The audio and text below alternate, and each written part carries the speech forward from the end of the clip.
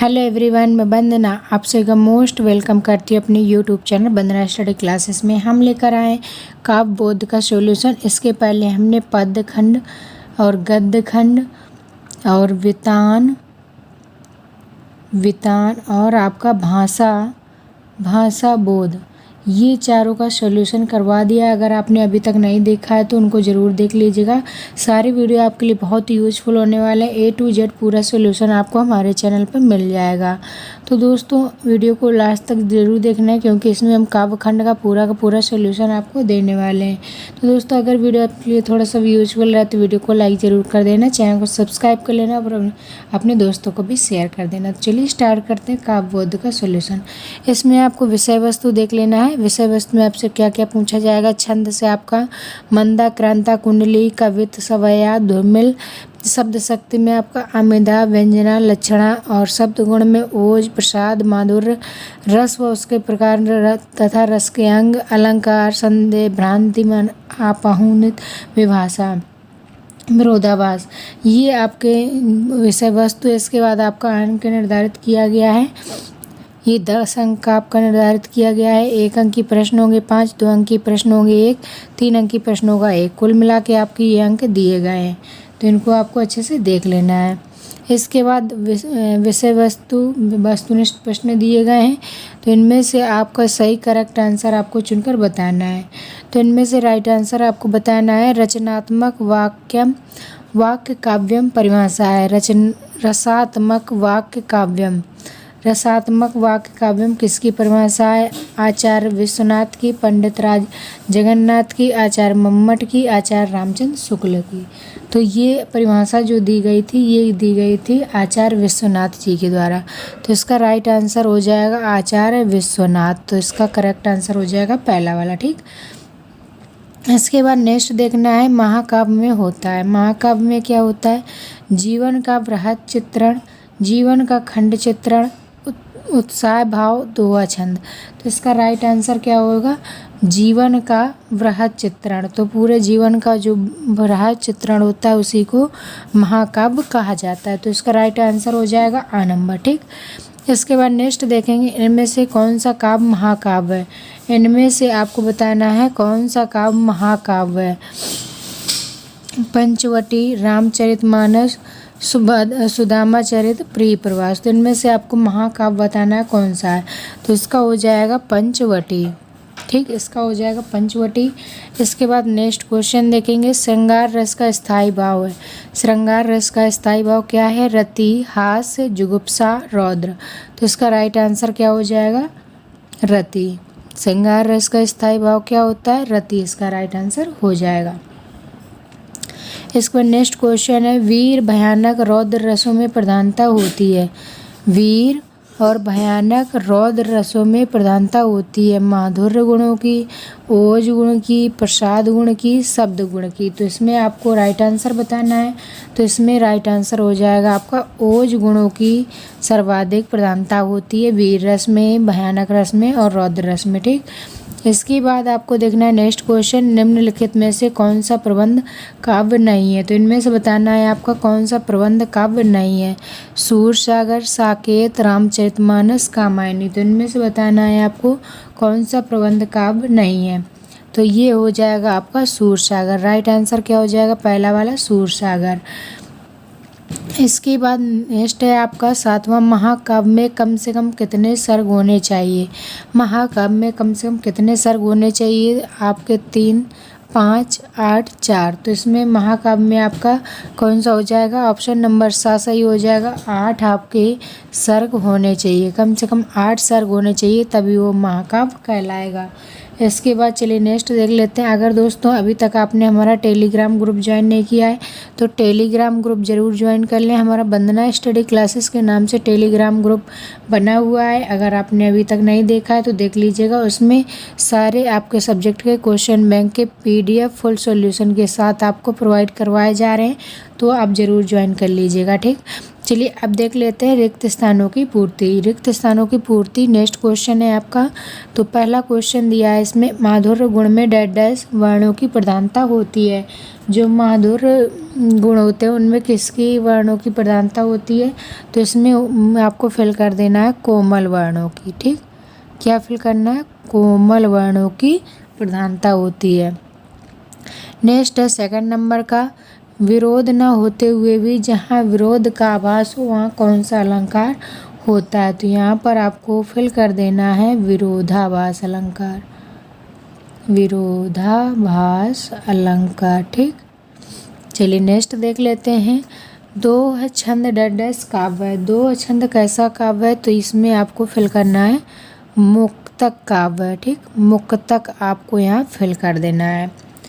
इसके बाद नेक्स्ट आपको देखना है चौथा नंबर, रस के डैश डैश अंग हैं। रस के कितने अंग हैं? तो इसमें आपको फिल कर देना है 4। ठीक, शांत रस का स्थायी भाव है। 5वां नंबर देखेंगे, शांत रस का स्थायी भाव क्या होता है? तो शांत रस का स्थायी भाव होता है निर्वेद। इसमें आपको निर्वेद फिल कर देना है। नेक्स्ट देखेंगे 6वें नंबर, काव्य की शोभा बढ़ाने वाले धर्म कहलाते हैं। जो काव्य की शोभा बढ़ाते हैं उनको क्या कहते हैं? उनको अलंकार कहते हैं। तो इसमें आपको अलंकार फिल कर देना है। अगर दोस्तों वीडियो आपको अच्छा लग रहा हो तो वीडियो को लाइक ज़रूर कर दें, चैनल को सब्सक्राइब कर लें और अपने दोस्तों को भी शेयर करते रहें। चलिए नेक्स्ट क्वेश्चन देखते हैं। थर्ड नंबर का, सत्य असत्य बताना है आपको। पहला दिया गया है, खंड काव्य में नवीन का समग्र अंकन होता है। तो इसमें आपका क्या है? खंड काव्य में नवीन का समग्र अंकन होता है। ये सत्य है, असत्य है? तो ये आपका पहला वाला असत्य है। ठीक, इसको आपको असत्य कर लेना है। आरुदंती एक महाकाव्य है। ये आपका राइट है या रॉन्ग है? तो आपका ये सत्य है। ठीक, आरुदंती क्या है? एक महाकाव्य, ये सत्य है। आदिकाल में काव्यों की रचना हर गीत का छंद में हुई है। ये सत्य है या असत्य है? तो तीसरा वाला आपका क्या है? असत्य है। असत्य इसमें लिख देना है आपको। माधुर्य गुण प्रायः श्रृंगार, वात्सल और शांत रस में पाया जाता है। ये आपका सत्य या असत्य? तो चौथा वाला आपका सत्य है। 5वां देखेंगे, जो भाव मानव हृदय में स्थायी रहते हैं उन्हें संचारी भाव कहते हैं। ये सत्य या असत्य? तो ये आपका असत्य है। 5वां वाला असत्य है। तो ये आपको अच्छे से देख लेना है। ठीक, हम नेक्स्ट देखेंगे सही जोड़े मिलाइए। तो सही जोड़े आपको मैच करना है। चलिए देख लेते हैं। उपमेय का निषेध कर उसमें उपमान का आरोप किया जाए वहाँ होता है। जहाँ उपमेय में निषेध कर उसमें उपमान का आरोप किया जाए वहाँ क्या होता है? तो वहाँ आपको बताना है क्या होता है। तो वहाँ होता है अपहुंति अलंकार। पहले का आपको मैच कर देना है अपहुंति अलंकार। इसके बाद नेक्स्ट है महाकाव्य। महाकाव्य इनमें से कौन सा है? तो रामचरितमानस में आपको टिक कर देना है, ये महाकाव्य कहलाता है। रसात्मक काव्यम, रसात्मक वाक्यम काव्यम, ये किसका है? तो ये रुकिए 1 मिनट। रसात्मक वाक्यम काव्यम ये किसने लिखा था? ये आचार्य विश्वनाथ जी ने लिखा था। नेक्स्ट है आपका जिसका अर्थ चिपका हुआ हो। जिसका अर्थ चिपका हुआ हो इसका क्या करेंगे? श्लेष कर देंगे, श्लेष अलंकार।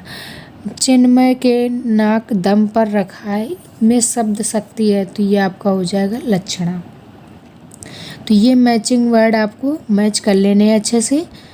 इनको याद भी कर लेना है ताकि आपके एग्जाम्स में जब पूछे जाएँ तो आप उनको अच्छे से कर पाएँ। तो ये आपको अच्छे से तैयार करते हुए चलना है। नेक्स्ट क्वेश्चन है आपका, एक शब्द एक वाक्य में उत्तर दीजिए। तो एक शब्द एक वाक्य में उत्तर भी देख लेते हैं। जिस काव्य में प्रत्येक पद अपने आप में स्वतंत्र रहता है उसे क्या कहते हैं? जिस काव्य में प्रत्येक पद अपने आप में स्वतंत्र रहता है उसे क्या कहते हैं? तो उसे कहते हैं मुक्तक काव्य। मुक्तक काव्य। ठीक, मुक्तक काव्य आपको इसमें लिख देना है। नेक्स्ट है व्यंग्यार्थ का बोध कराने वाली शब्द शक्ति को क्या कहते हैं? व्यंग्यार्थ का बोध कराने वाली शब्द शक्ति को क्या कहते हैं? तो इसमें आपको लिख देना है व्यंजना। क्या कहते हैं? व्यंजना। नेक्स्ट है 3rd नंबर का, जिस शक्ति के द्वारा शब्द के प्रचलित अर्थ का बोध होता है उसे क्या कहते हैं? उसे क्या कहते हैं? जिस शब्द की शक्ति के द्वारा शब्द के प्रचलित होने का अर्थ का बोध होता है उसे कहते हैं शब्द शक्ति। शब्द शक्ति, उसे कहते हैं शब्द शक्ति। इसमें शब्द शक्ति आपको लिख देना है। नेक्स्ट है पतन पाप पाखंड जले, पंक्ति में कौन सा अलंकार है? पतन पाप पाखंड जले, पंक्ति में अलंकार बताना है, तो इसमें हो जाएगा आपका अनुप्रास अलंकार। अनुप्रास अलंकार। ठीक, इसके बाद आपके 2 अंकी प्रश्न आ जाते हैं। 2 अंकी प्रश्न में आपको पूछा गया मुक्तक काव्य किसे कहते हैं, अमिधा शब्द शक्ति किसे कहते हैं, आचार्य विश्वनाथ ने काव्य की क्या परिभाषा दी, श्लेष अलंकार की परिभाषा दीजिए, शब्द गुण किसे कहते हैं। इसका सॉल्यूशन आपको नेक्स्ट वीडियो में पूरा का पूरा करवा देंगे। तो दोस्तों इसका भी सॉल्यूशन आपका बहुत जल्द मिलने वाला है। तो वीडियो को लाइक कर लें, चैनल को सब्सक्राइब कर लें और अपने दोस्तों को भी शेयर कर दें। साथ में बेल आइकन का बटन जरूर प्रेस कर लें ताकि इसका सॉल्यूशन जब भी हम डालें तो नोटिफिकेशन आपको मिल सके।